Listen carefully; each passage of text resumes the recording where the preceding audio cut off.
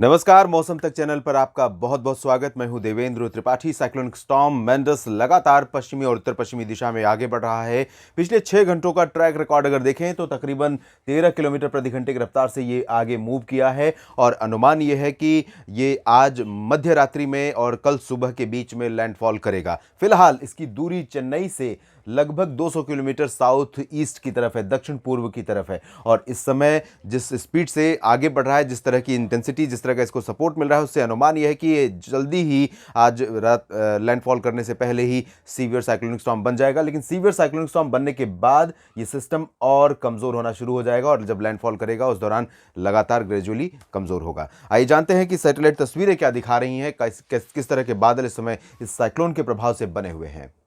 बादल तो पिछले 2 दिनों से साउथ इंडिया के ऊपर पहुंच रहे थे, लेकिन इस समय जिस तरह के बादल आपको दिखाई दे रहे हैं यहां पर, इससे अंदाजा लगा सकते हैं ये क्लाउड टॉप ब्राइटनेस टेम्परेचर है। यानी जहां पर ज्यादा डार्कनेस है वहां पर ज्यादा उन बादलों के बारे में आप अंदाजा लगा सकते हैं कि वो बहुत ही खतरनाक और बहुत अधिक बारिश देने वाले हैं। पिछले 24 घंटों में चेन्नई के दोनों जो मौसम स्टेशन है, नुंगमबक्कम और मीनमबक्कम, दोनों में लगभग 70 मिलीमीटर की वर्षा रिकॉर्ड की गई है। इसके अलावा पंबन में बारिश रिकॉर्ड की गई है। तंजावुर, कोडलूर और आसपास के इलाकों में तमाम जगहों पर बारिश हुई है और अनुमान यह है कि अगले 24 घंटों के दौरान इसका इंपैक्ट आप देखेंगे तो साउथ पेनिनसुलर रीजन पर तमाम जगहों पर घने काले बादलों से आच्छादित पूरा आसमान यहां पर रहेगा और इसके अलावा सेंट्रल इंडिया तक इन बादलों का असर पहुंचेगा।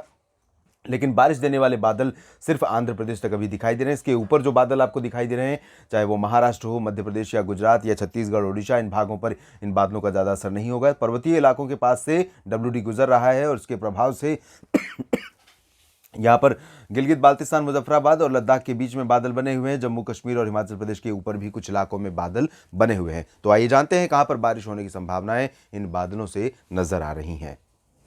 उत्तर भारत के पहाड़ों पर इन बादलों का डब्ल्यूडी का ज़्यादा इंपैक्ट फिलहाल अगले 24 घंटों के दौरान यानी कि 10 दिसंबर को नहीं रहेगा। लेकिन जम्मू कश्मीर के कुछ उत्तरी इलाकों में और उत्तरी हिमाचल प्रदेश में, साथ ही साथ उत्तराखंड के कुछ हायर रीचेस पर और लद्दाख, गिलगित बाल्तिस्तान, मुजफ्फराबाद में कुछ स्थानों पर वर्षा या बर्फबारी होने की संभावना रहेगी और ये सिस्टम मूव कर जाएगा। सुबह के समय संभावनाएं रहेंगी, दोपहर के बाद यहाँ पर आसमान धीरे धीरे साफ हो जाएगा। लेकिन आपको ये बता दूं कि इस सिस्टम के बाद पीछे से एक और वेस्टर्न डिस्टर्बेंस आ रहा है जिसका इम्पैक्ट उत्तर भारत के पहाड़ों पर और मैदानी इलाकों में भी देखने को मिलेगा। तो किन इलाकों में देखने को मिलेगा, हम इसकी बात अगले बुलेटिन में करेंगे। फिलहाल मैदानी इलाकों पर पंजाब, हरियाणा, दिल्ली और राजस्थान, उत्तर प्रदेश के भागों पर चल रही उत्तर पश्चिमी ठंडी हवाओं का असर बना हुआ है। हालांकि तापमान में बहुत शार्प डिक्लाइन नहीं है। यहाँ पर अधिकांश इलाकों पर मिनिमम टेम्परेचर नॉर्मल के करीब बने हुए हैं। लेकिन जिस तरह से पिछले 15 दिनों से तापमान यहाँ पर गिरे हैं, उस तरह से लग रहा था कि अब तक दिसंबर के मध्य से पहले ही तापमान में और गिरावट होगी, लेकिन ऐसी स्थिति आई नहीं है। लेकिन जैसे ही डब्ल्यूडी एक के बाद एक निकलेंगे आगे, पर्वतीय इलाकों में बर्फबारी होगी और उसके बाद वहाँ से ठंडी हवाएं चलेंगी। अब देखेंगे कि उत्तर भारत के मैदानी इलाकों में तापमान फ्रीजिंग पॉइंट पर पहुंचने लगेंगे, कई जगहों पर चूरू, हिसार और आसपास के भागों में। मध्य भारत के क्षेत्रों पर गुजरात और मध्य प्रदेश, महाराष्ट्र, ओडिशा, छत्तीसगढ़ की बात अगर करें तो यहाँ पर मध्य प्रदेश और गुजरात के ऊपर कुछ बादल दिखाई दे सकते हैं।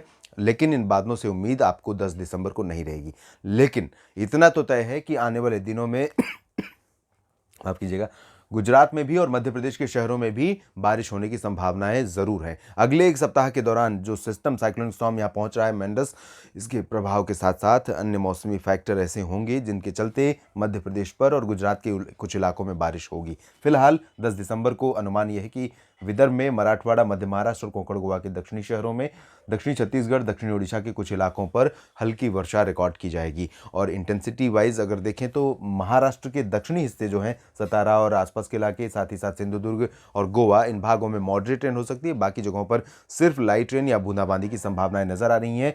नागपुर में भी बारिश हो सकती है। मुंबई में अभी फिलहाल बारिश नहीं होगी, लेकिन थोड़ा सा इंतजार कीजिए, मुंबई के लोगों को भी बारिश यहाँ पर देखने को मिल सकती है। इधर सुकमा, दंतेवाड़ा, बीजापुर, नारायणपुर और आसपास के इलाकों में बारिश होने की संभावनाएं हैं। दक्षिण भारत की तरफ चलते हैं, जहां पर साइक्लोनिक स्टॉर्म मेंडस का लगातार और बहुत सीवियर इंपैक्ट पड़ रहा है और यहां पर आज ही नहीं कल भी तमिलनाडु के उत्तरी इलाकों में तमाम जगहों पर, मदुरई और पुदुचेरी से लेकर चेन्नई से लेकर वेल्लोर के बीच में और साथ ही साथ कोयंबटूर तक बारिश होगी। सेलम में भी बारिश होगी। तिरुचिरापल्ली और आसपास के इलाकों में भी कई जगहों पर बारिश होगी। लेकिन आंध्र प्रदेश के तमाम तटीय इलाकों में और इंटीरियर पोर्शन में मूसलाधार वर्षा होने की संभावना है और अब बारी आंध्र प्रदेश के साथ साथ कर्नाटक के दक्षिणी हिस्सों की भी रहेगी। तो यहाँ पर कर्नाटक में बेंगलुरु, मैसूरू, हसन और चित्रदुर्गा से लेकर बेल्लारी के बीच का जो हिस्सा है, इन भागों में कई जगहों पर मूसलाधार वर्षा हो सकती है। तेज हवाएं चलेंगी, घने बादल छाए रहेंगे, टेम्परेचर में बड़ी गिरावट होगी।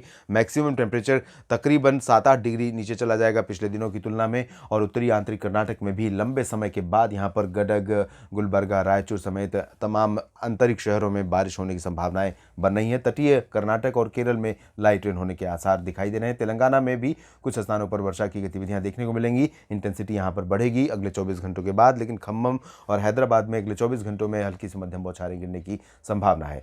बिहार, झारखंड, पश्चिम बंगाल और पूर्वोत्तर भारत के क्षेत्रों में फिलहाल कुछ ज़्यादा बदलाव मौसम में नहीं होगा। तापमान थोड़े गिरेंगे बिहार में, क्योंकि उत्तर पश्चिमी हवाओं का असर फिर से बढ़ेगा और पूर्वी उत्तर प्रदेश में भी तापमान में गिरावट होने की संभावना नजर आ रही है। तो देश भर में कुछ इस तरह से रहेगा अगले 24 घंटों में मौसम का मिजाज। लगातार बने रहिएगा मौसम तक चैनल के साथ, आपको हर बदलाव के बारे में अपडेट करता रहूँगा। धन्यवाद।